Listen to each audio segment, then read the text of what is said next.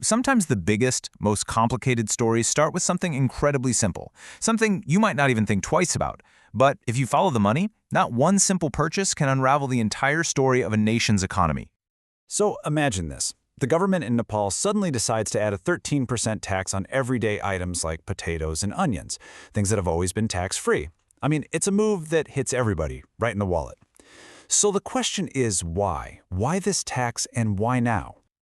Well, the answer isn't really about the potatoes themselves. It's about the government's #1 tool for bringing in cash, the value-added tax, or VAT.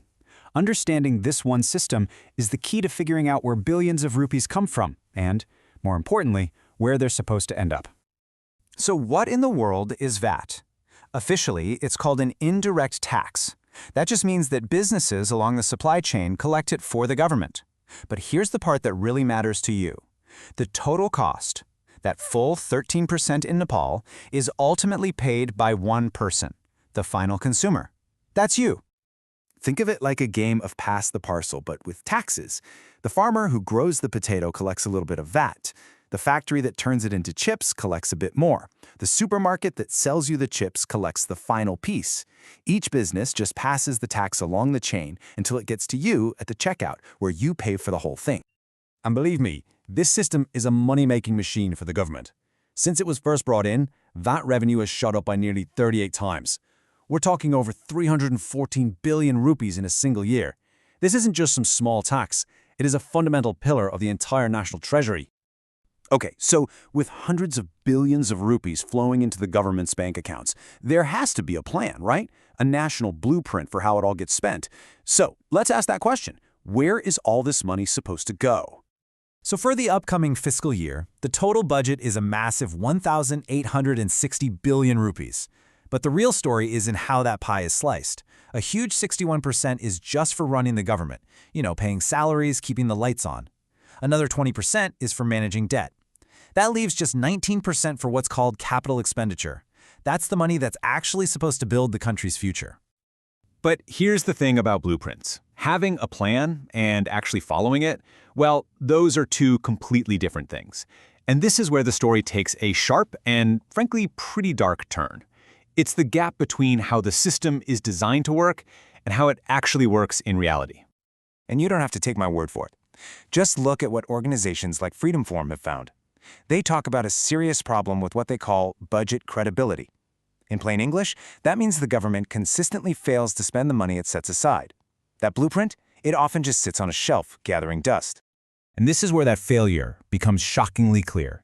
It's like a tale of two different account books.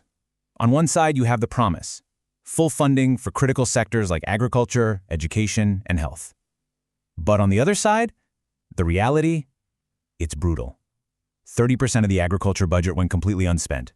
For health, 35%. And education, get this, a staggering 60% of the money allocated was never, ever used. So this raises the one question that you just can't avoid. If the billions of rupees collected from things like the tax on your potatoes isn't being spent on the schools, hospitals, and farms it was promised to, then where on earth is it all going? Well, the evidence points to a rot deep within the system itself. We're talking about two massive, systemic black holes that are literally draining the country's public finances from the inside out. The first black hole is fraud, happening right inside that VAT system we talked about. And this isn't just a little bit of tax dodging. No, this is sophisticated stuff. We're talking about businesses issuing fake bills to claim tax refunds they don't deserve. Retailers who charge you the 13% tax and then just pocket it. And even tax officials who illegally give exemptions to huge, profitable companies. Just one investigation uncovered 518 businesses that had dodged over 3.7 billion rupees.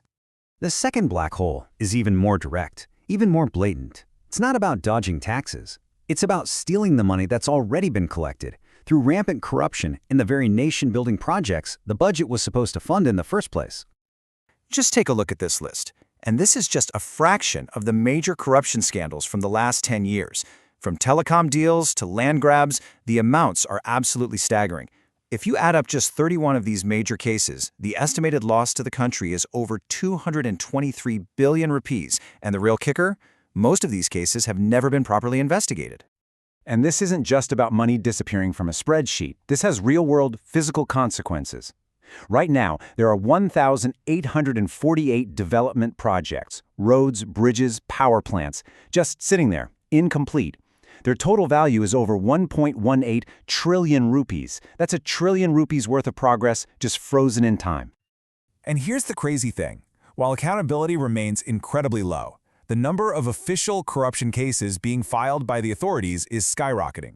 It went from 114 cases to 441 in just a few years. It's like the system knows it's grappling with a problem that is just growing exponentially.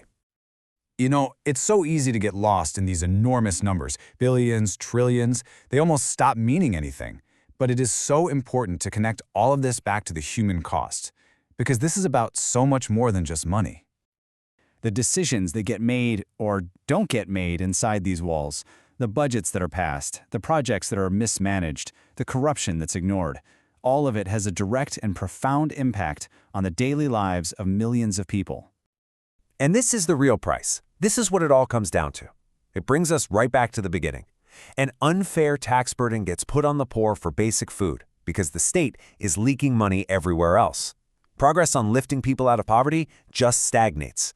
National goals for better schools, better healthcare, clean water, they're missed year after year after year. The result is a nation trapped in a vicious cycle of underdevelopment, fueled by the very systems that were meant to break it. Which leaves us with a final unavoidable question. When the tools that are supposed to build a nation, the taxes, the budget, the development projects, are instead being used to drain it of its wealth, what path is left for its people to build a better future?